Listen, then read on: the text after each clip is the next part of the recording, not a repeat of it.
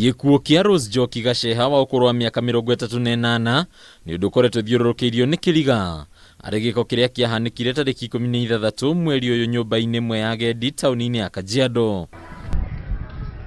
Kuringana ati Njoki ekinyirie nyumba-ini ino ya agendi mari hamwe na mundurume ungi thutha wa kuma kuria maikaraga na muthuriwe kuri tariki 15 na kuria nyumba ino ya agendi iri itena ritakinyitie kilomita 1 kuma gwake mucii. Sasa hiyo Saturday mama aliingia asubuhi, niliingia mzee mwenyewe akaniambia hii nyumba ya mwisho nisiamshe hao watu, ameuza asubuhi. Sasa mimi nikaendelea na kazi zangu na akaniambia wamelipa mpaka kesho asubuhi. Mimi nikaendelea na kazi zangu.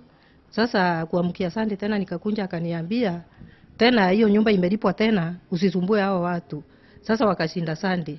Ona kuri ugu ithe wa Njoki niwe Rufus Gaceha ni ekirire nganja gikuo kia Njoki, akiuga muthuriwe wa Njoki amuhuriire thimu tariki 18 akimuhoya akanie Njoki mutugo wa unyui wa njohi, indi ndaigana kumutariria ati Njoki ni akuite na mwire wake ukoyo ni maabitha borithi o muthenya ucio. Nikaambiwa nikanye Rose kunywa pombe. Nikamwambia maneno ndio wewe uko naye, kwa maana wewe ndio ulifundisha yeye. Unaniambia nikanye yeye kunywa pombe. Sasa nikaniambia mambo yamegeuka kwa mama na amekufa na nimepeleka yeye kwa. Ningi family ya Njoki negwetete ati area ya aria mari na mwana umwe na mahikanitie kwa ihinda ria hakuhi miaka 13 makoretwo na ngahia cia kimucii cia mahinda kwa mahinda. Wakati amekufa hata hakuna mtu amekuja kumwambia familia iko namna hii au kusema sababu hii kitu imetokea, tutaweza saidiana namna gani. Huyu ni kupigwa, alikuwa amepigwa.